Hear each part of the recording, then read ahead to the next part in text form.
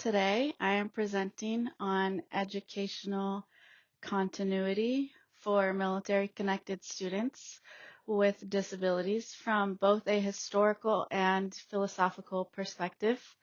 I chose this topic because it connects law, equity, military family life, and the purpose of public education.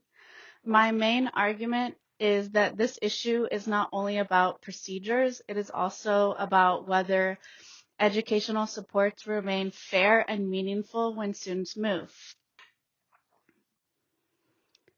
Who are military-connected students? Military-connected students are children whose parent or guardian serves in the military. Because of military orders and relocation, these students may change schools more often than many of their peers.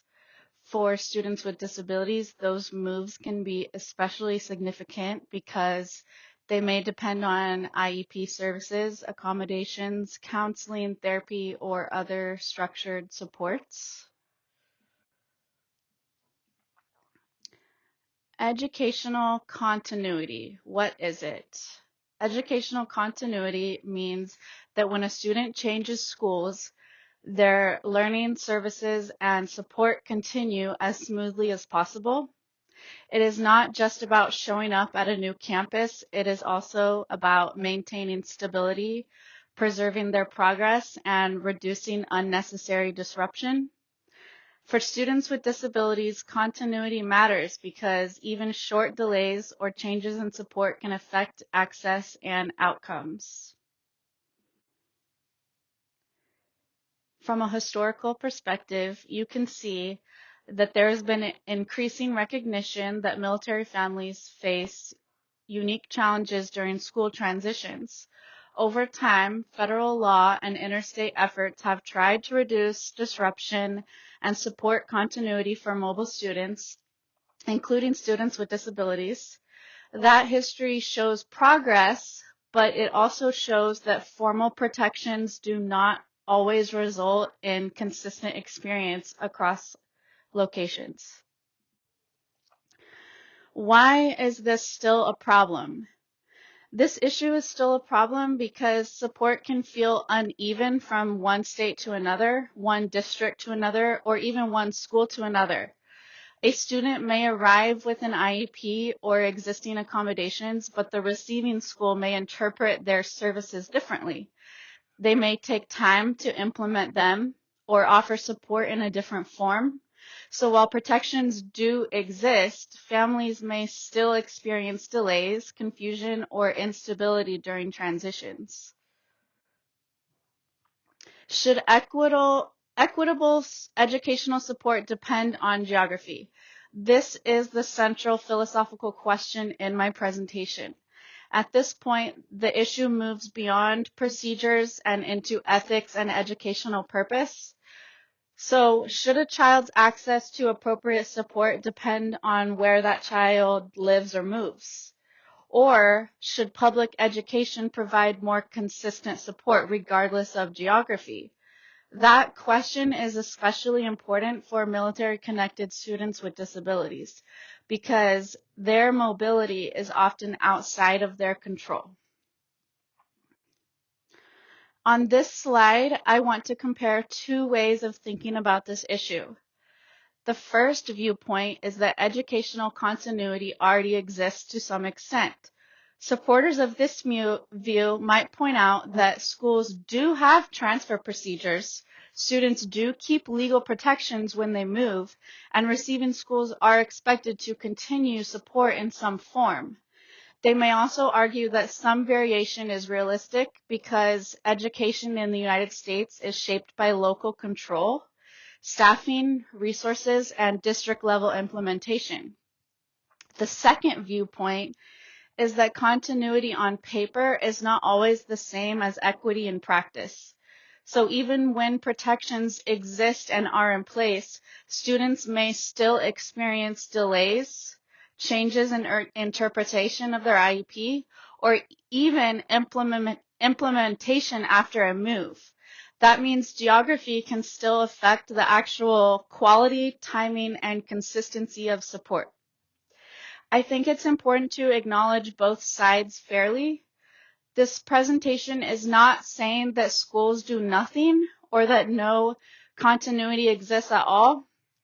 In fact, in many cases, schools are trying to support students during transitions. The deeper question is whether the continuity that currently exists is consistent and equitable enough for military-connected students with disabilities. This is my position.